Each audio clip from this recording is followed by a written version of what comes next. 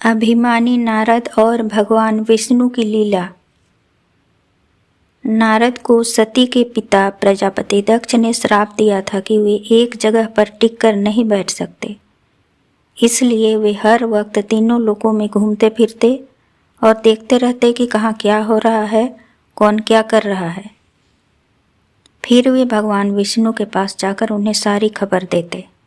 एक बार नारद हिमालय पर गए हुए थे, जहाँ उन्हें एक गुफा दिखाई दिया। उस गुफा में भगवान शिव ने कई हजार सालों तक ध्यान और तप किया था। गुफा को देखकर नारद के मन में भी वहाँ बैठकर ध्यान करने की इच्छा जगी। वे वहाँ ध्यान करने बैठ गए और कई सालों तक ध्यान करते रहे। नारद की तपस्या से देवराज इंद्र घबरा गए। उन्हें लगा कि जो नारद कभी एक जगह टिक कर नहीं बैठ सकते, वे ऐसा प्रबल और स्थिर ध्यान कर रहे हैं। जरूर इसके पीछे उनकी कोई बड़ी चाहत होगी। इंद्र को अपना सिंहासन छीनने का खतरा महसूस होने लगा। इंद्र ने घबराकर कामदेव को बुलाया और उन्हें नारद की ध्यान तपस्या भंग करने का आदेश दिया। कामदेव अप्सराओं के साथ नारद मुनि के पास गए, लेकिन सारे तरीके और प्रलोभन आजमाने के बाद भी वे नारद की भक्ति एवं ध्यान को हिला नहीं पाए और हार गए। इससे कामदेव घबरा गए। उन्हें चिंता होने लगी कि कहीं नारद उन पर नाराज होकर उन्हें श्राप न दे दें।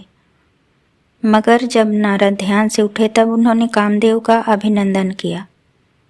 उनके मन में कामदेव के लिए न राग था न द्वेष। कामदेव को नारद के इस व्यवहार से बहुत आश्चर्य हुआ।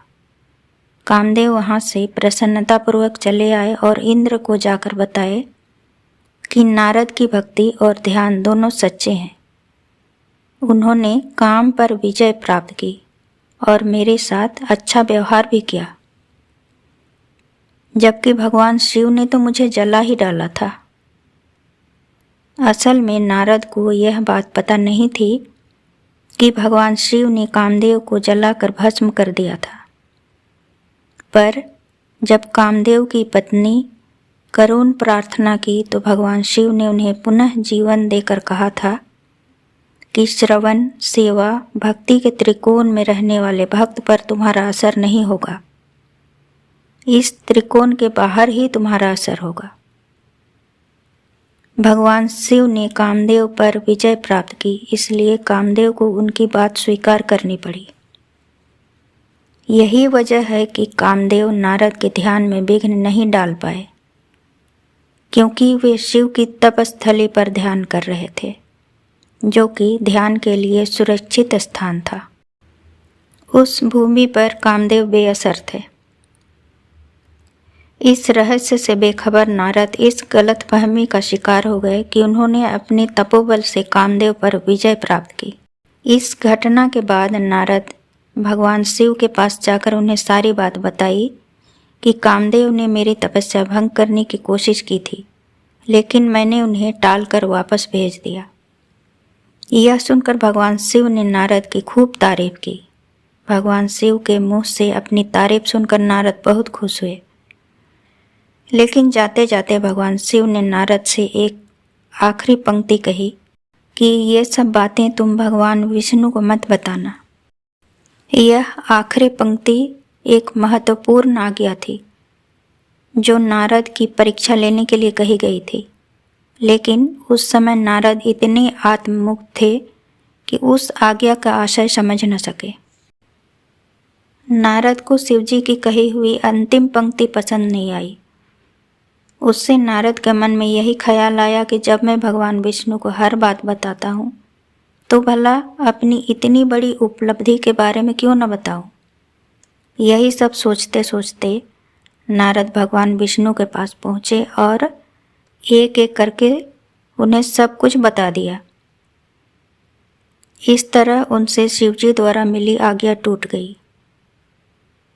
यह सब शिवजी की ही लीला का एक हिस्सा था। नारद ने जब भगवान विष्णु को सब कुछ बताया तो उन्होंने भी नारद की तारीफ की और कहा कि तुमने बहुत अच्छा किया। फिर नारद ने उनसे जाने की आज्ञा मांगी और कहा कि मैं पृथ्वी लोक जाकर देखता हूँ कि वे किन परिस्थितियों में हैं। भगवान विष्णु से आज्ञा लेकर नारद पृथ्वी पर आए, जहाँ उन्हें एक नई जगह दिखाई दी। यह एक बहुत सुंदर राज्य था, जिसे देखकर नारद को काफ़ी आश्चर्य हुआ, क्योंकि इसके पहले कभी भी उन्हें वह राज्य दिखाई नहीं दिया था। उन्होंने खुद से पूछा, मैं इतनी बार यहाँ से गुजरा, लेकिन आज से पहले यह राज्य मुझे क्यों नहीं दिखाई दिया। इसी आश्चर्य के साथ वे उस राज्य में पहुँचे।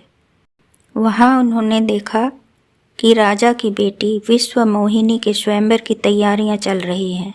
नारद राजा के पास पहुँचे। राजा ने उनका खूब आदर सत्कार किया।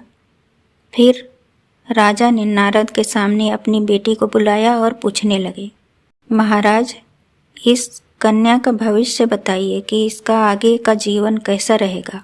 विश्व मोहिनी अपूर्व सुंदरी थी। नारद ने उसे देखा तो देखते ही रह गए। साथ ही उन्होंने पाया कि इस राजकुमारी से जो भी विवाह करेगा वह अमर हो जाएगा और उसे सर्वश्रेष्ठ पद प्राप्त होगा। उसके सौंदर्य के आकर्षण ने और अमर होने की लालच ने नारद के भीतर भी विश्व मोहिनी से विवाह करने की तीव्र इच्छा जगा दी। वे राजा से बिना कुछ कहे सीधे भगवान विष्णु के पास पहुंच गए।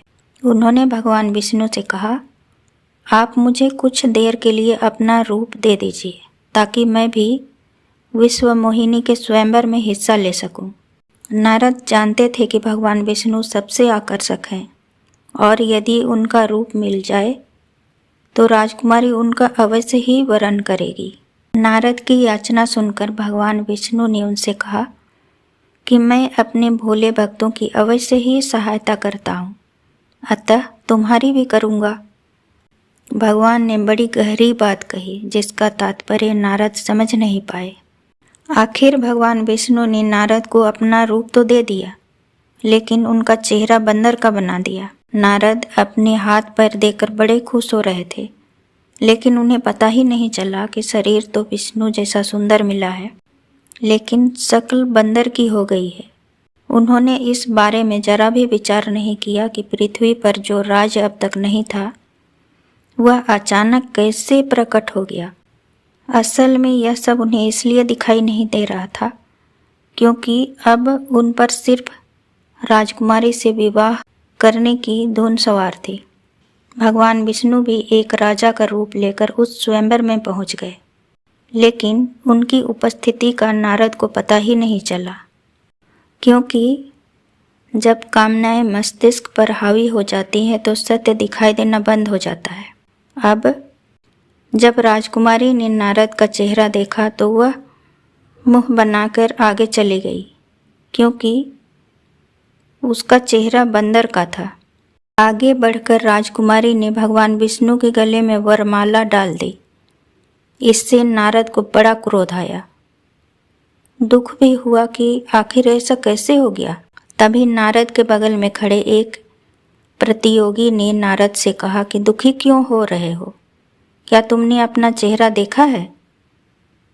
तुम्हें कोई राजकुमारी अपना वर कैसे बनाएगी?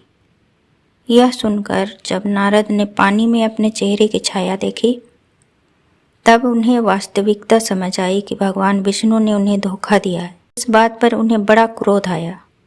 वे क्रोध में भगवान विष्णु के पास गए। पहुँचे तो देखा कि विश्व मोहिनी से शादी करके अभी भी वापस आए हैं। यह देखकर नारद का क्रोध और बढ़ गया, जिस कारण उन्होंने भगवान विष्णु को श्राप दे डाला कि आप भी मेरी तरह पत्नी के लिए तड़पेंगे। इसी श्राप के कारण भगवान विष्णु को राम अवतार के समय सीता वियोग सहना पड़ा था। इस घटना से यह साबित होता है कि नारद अपनी परीक्षा में पूरी तरह असफल हो गए। क्रोध और अहंकार में उन्होंने अपने आराध्य देव को ही श्राप दे डाला। जब भगवान विष्णु ने सच्चाई बताई तब नारद की आंखें खुली। नारद ने देखा कि राजकुमारी और उसका राज्य सब गायब हो गए, क्योंकि असल में तो वह था ही नहीं। वह तो बस भगवान विष्णु की लीला का एक हिस्सा था। यह सब देखकर नारद को बहुत पछतावा हुआ और उन्होंने भगवान विष्णु से अपने व्यवहार के लिए क्षमा मांगी।